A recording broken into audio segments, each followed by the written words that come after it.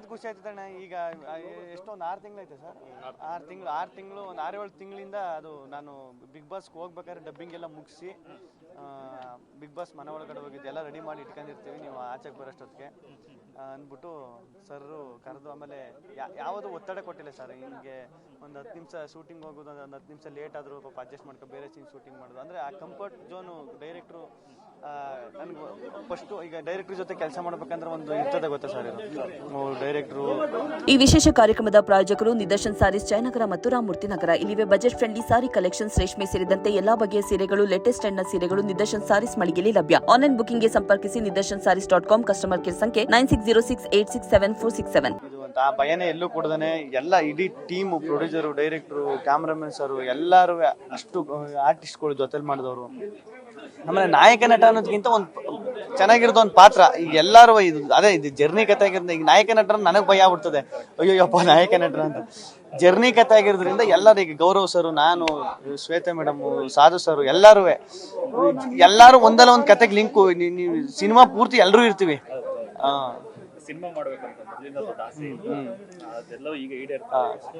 ಹೌದು sir, cinema ಮಾಡಬೇಕು ಅಂತ ಆಸೆ ಇತ್ತು. ಆಕ್ಚುಲಿ ಡೈರೆಕ್ಷನ್ ಮಾಡಬೇಕು ಅಂತ ಆಸೆ ಇತ್ತು. ಅದು ಈಗ ಆಕ್ಟ್ರು ಈಗ ಆಕ್ಟಿಂಗ್ ಗುರುತಿಸ್ಕೊಂಡಿರೋದ್ರಿಂದ ಈಗ ಆಕ್ಟಿಂಗ್ ಅಲ್ಲಿ ಒಂದಷ್ಟು ಕಂಟಿನ್ಯೂ ಆಗಿರೋದ್ರಿಂದ ಸಾರು ಒಂದು ಎಕ್ಸ್ಪೀರಿಯನ್ಸ್, ಅಂದ್ರೆ ಮುಂಚೆ ಸಿನಿಮಾ ಮಾಡಿ ಒಂದಷ್ಟು ಸಿನಿಮಾ ಮಾಡಿರೋದ್ರಿಂದ ಡೈರೆಕ್ಷನ್ ನನಗೆ ಅದು ಸಾರಿಗೂ ಒಂದು ನಂಬಿಕೆ ಇಡ್ಬೋದಪ್ಪ, ನಂಬಿಕೆ ಇಟ್ಟು ಮಾಡ್ಬೋದಪ್ಪ ಅನ್ನೋದೊಂದು ಧೈರ್ಯ.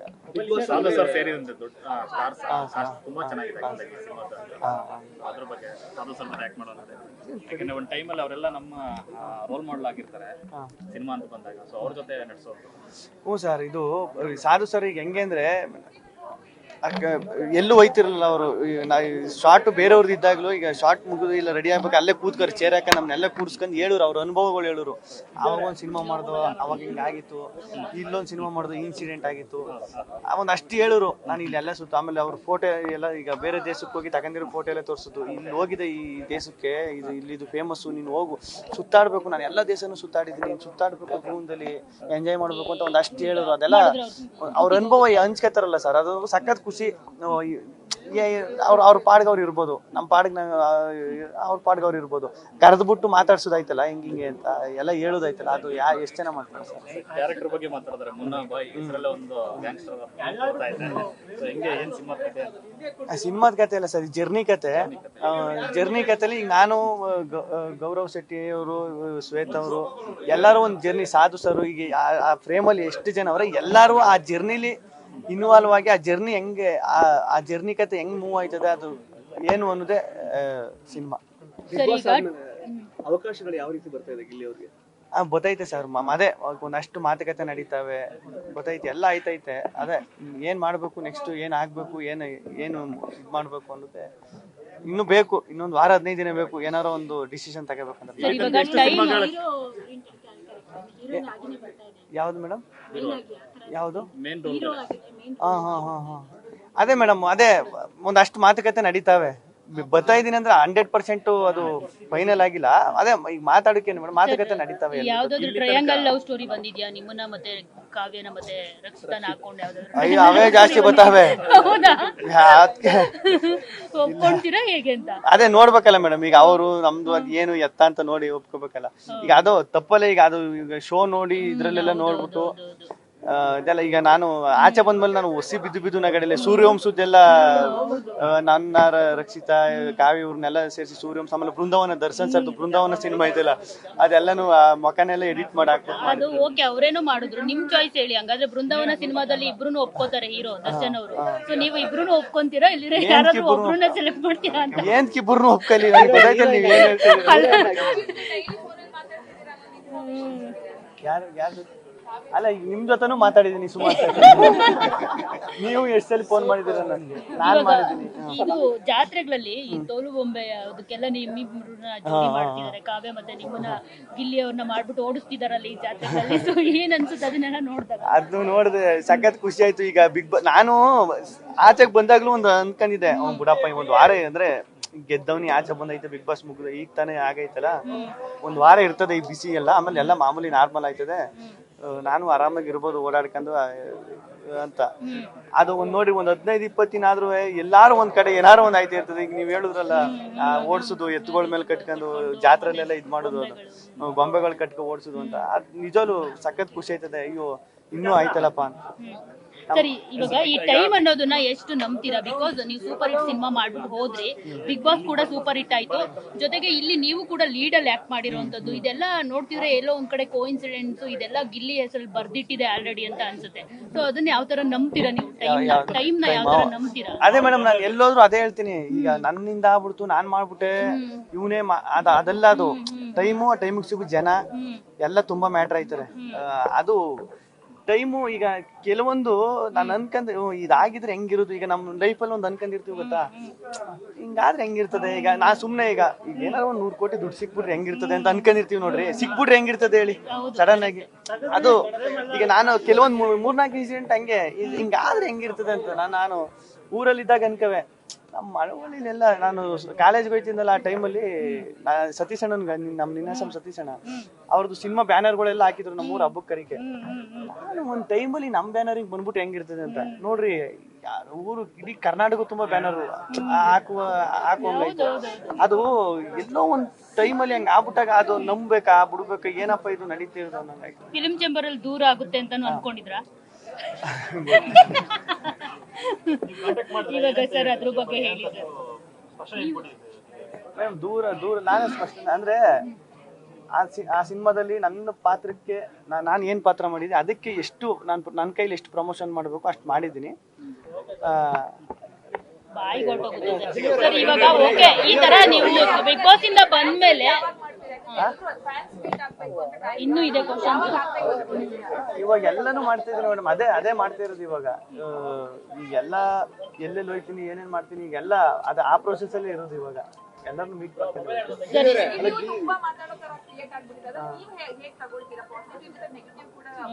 ಸೊ ನೆಗೆಟಿವ್ ಸರ್, ಈಗ ಬಿಗ್ ಬಾಸ್ ಈ ಫೇಮ್ ಸಿಕ್ಕದಾದ್ಮೇಲೆ ಈ ತರದ್ ಕಾಮನ್ ಪಾಸಿಟಿವ್ ಇರುತ್ತೆ, ನೆಗೆಟಿವಿಟಿನೂ ಇರುತ್ತೆ. ಸೊ ಇದನ್ನೆಲ್ಲ ಫೇಸ್ ಮಾಡೋದಕ್ಕೆ ಯಾವ ತರ ಸಿದ್ಧ ಆಗಿದ್ದೀರಾ ನೀವು ಅಂತ? ಇಲ್ಲ ಮೇಡಮ್, ಈಗ ನಾನು ಈಗ ಪಾಸಿಟಿವ್ ಆಗಿ 4 ಜನ ಚೆನ್ನಾಗಿ ಮಾತಾಡ್ತಾರೆ, ಪ್ರೀತಿ ತೋರಿಸ್ತಾರೆ, ಇದನ್ನೆಲ್ಲ ತಕೊಂಡ್ ನಾನು ಖುಷಿ ಪಡೋಕೆ ರೆಡಿ ಇದ್ಮೇಲೆ ನನ್ನ ಯಾರೋ ಹಿಂಗ್ ನೆಗೆಟಿವ್ ಬೈತಾರೆ, ಏನು ಹೇಳ್ತಾರೆ, ಅದನ್ನು ತಗೋಕ್ ರೆಡಿ ಇರ್ಬೇಕು. ಈಗ ಯಾರು ಗೊತ್ತು ಅದೇ ಕರೆಕ್ಟ್ ಆಗಿರ್ಬೋದಲ್ಲ. ಸರಿ ಆಯ್ತು. ಈಗ ನಾನು ಏನು ಒಂದು 20-25 ವರ್ಷ ಇಂಡಸ್ಟ್ರಿಲಿ ಇದ್ದು ಇದನ್ನೆಲ್ಲ 25 ವರ್ಷ ಕ್ಯಾರಿ ಮಾಡ್ಕೊಂಡು, ಇದು ನನಗೂ ಹೊಸ್ತಲ್ವ ಮೇಡಮ್ ಇದೆಲ್ಲ. ಈ ನೇಮು, ಈ ಫೇಮು, ಈ ಪ್ರೀತಿ, ಇಷ್ಟು ಜನ, ಇದೆಲ್ಲ ಹೊಸ್ತಲ್ವಾ.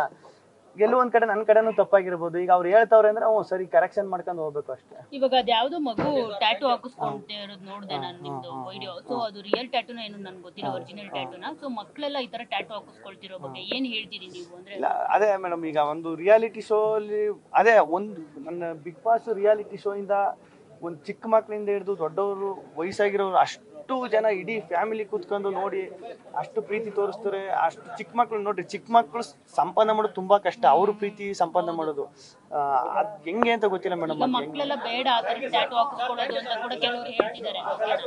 ಇಲ್ಲ ಇದೆ ಇನ್ನು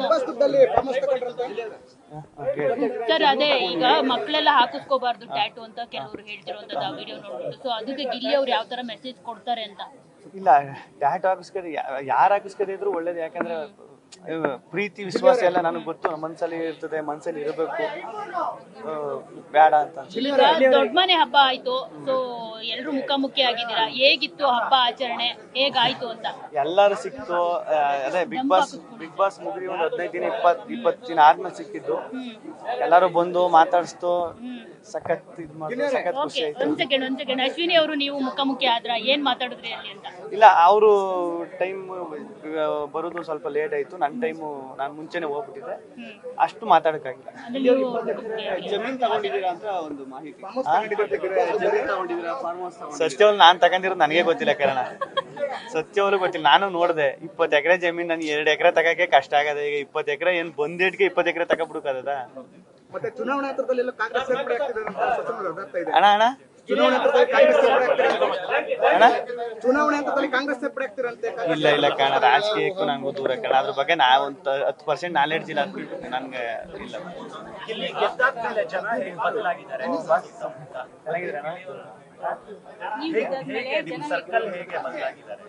ಇಲ್ಲ, ಈ ಸರ್ಕಲ್ ಎಲ್ಲ ಹಂಗೆ ಐತೆ, ಯಾರು ಬದಲಾಗಿಲ್ಲ. ಎಲ್ಲ ಹಂಗೆ ಐತೆ. ಅದೇ ಒಂದು ಮಂತ ದೊಡ್ಡ ಸರ್ಕಲ್ ತುಂಬಾ ದೊಡ್ಡದೈತೆ, ಬದಲಾಯ್ತಲ್ಲ ಇರೋರು ಅವರೇ ಅದ್ರ ಜೊತೆ ಇನ್ನೊಂದಷ್ಟು ಜನ ಸೇರ್ಕೆ ದೊಡ್ಡದೈತೆ ಸರ್. ಇಲ್ಲಿಯವರೇ ಹೊಗಳಿಕೆನೂ ತುಂಬಾ ಸಿಗ್ತಾ ಇರುತ್ತೆ ನಿಮ್ಗೆ ಸುತ್ತಮುತ್ತ ಎಲ್ಲ. ಸೊ ಅದ್ರಲ್ಲಿ ನೀವು ಕರೆಕ್ಟ್ ಆಗಿದ್ದೀರಾ ಅಥವಾ ಕ್ರಿಟಿಸೈಸ್ ಮಾಡೋರು ಯಾರಾದ್ರೂ ಇದಾರಾ ನಿಮ್ಮ ಲೈಫಲ್ಲಿ ಇಟ್ಕೊಂಡಿದ್ದೀರಾ ಅವ್ರನ್ನೆಲ್ಲ? ತುಂಬಾ ಹೊಗಳವರೇ ಇರ್ತಾರೆ ಸುತ್ತಮುತ್ತ ಇವಾಗ. ಸೊ ಹೆಂಗ್ ನಿಮ್ಮನ್ನ ನೀವು ಅನಲೈಸ್ ಮಾಡ್ಕೋತಾ ಇದ್ದೀರಾ? ನಿಮ್ಗೆಲ್ಲದೂ ಸರಿನೇ ಅಂತ ಅನಿಸ್ತಾ ಇದೆ ನಿಮ್ಗೆ? ಇಲ್ಲ ಈಗ ಎಲ್ಲಾನು ಸರಿ ಆಗ್ಬಿಟ್ರೆ ಅದ್ ಹಂಗಲ್ಲ ಅದು ಅಲ್ವಣ. ಈಗ ನನ್ನಲ್ಲೂ ಕೆಲವೊಂದು ತಪ್ಪು ನಡೀತವೆ, ಅದನ್ನ ಸರಿ ಮಾಡ್ಕೋಬೇಕು. ಎಲ್ಲ ಸರಿ ಆಗ್ಬಿಟ್ರೆ ದೇವ್ರಾಗ್ಬಿಡ್ತೀವಿ ನಾವು. ಅದೆಲ್ಲ ನಾನು ಮನ್ಸನೇ, ನನ್ನ ಲೈಫಲ್ಲೂ ತಪ್ಪಾಯ್ತವೆ, ಈ ನನ್ನ ಲೈಫಲ್ಲಿ ಏನೋ ಎಡುತ್ತೀನಿ, ಅದನ್ನೆಲ್ಲ ಸರಿ ಮಾಡ್ಕೋಬೇಕು. ಸರ್ ಇವಾಗ 27 ಸೂಪರ್ ಹಿಟ್ ಸಿನಿಮಾ ಬರ್ತಾ ಇದೆ, ಅದ್ರ ಬಗ್ಗೆ ಏನ್ ಹೇಳ್ತೀರಾ? ಇಲ್ಲ ಒಳ್ಳೆ ಆಗಿದ್ದು ಅಲ್ಲೇ. ಅಯ್ಯೋ ಈ ಮೂಮೆಂಟ್ ಅಲ್ಲಿ ನಾನು ಇರ್ಬೇಕಿತ್ತಲ್ಲ, ಈ ಮೂಮೆಂಟ್ ಅಲ್ಲಿ ನಾನು ಆಚೆ ಇರ್ಬೇಕಿತ್ತಲ್ಲ, ಥಿಯೇಟರ್ ಮಧ್ಯೆ ಅಲ್ಲಿ ಕೂತ್ಕೊಂಡು ನೋಡ್ಬೇಕಿತ್ತಲ್ಲ, ಅದು ಎಂಜಾಯ್ ಮಾಡ್ಬೇಕಿತ್ತಲ್ಲ ಅಂತ ಅದನ್ನ ಇದ್ರಲ್ಲೆಲ್ಲ ಫೋನಲ್ಲೆಲ್ಲ ನೋಡಿದಾಗ ಸಖತ್ ಖುಷಿ ಪಟ್ಟೆ. ಅಯ್ಯೋ ಪರವಾಗಿಲ್ಲ ಕಣ. ಇಂಟ್ರೆಸ್ಟಿಂಗ್ ಮತ್ತು ಇನ್ಫಾರ್ಮೇಟಿವ್ ವಿಡಿಯೋಗಳನ್ನ ಮಿಸ್ ಮಾಡ್ಕೋಬೇಡಿ, ಈಗಲೇ ಸಬ್ಸ್ಕ್ರೈಬ್ ಮಾಡಿ.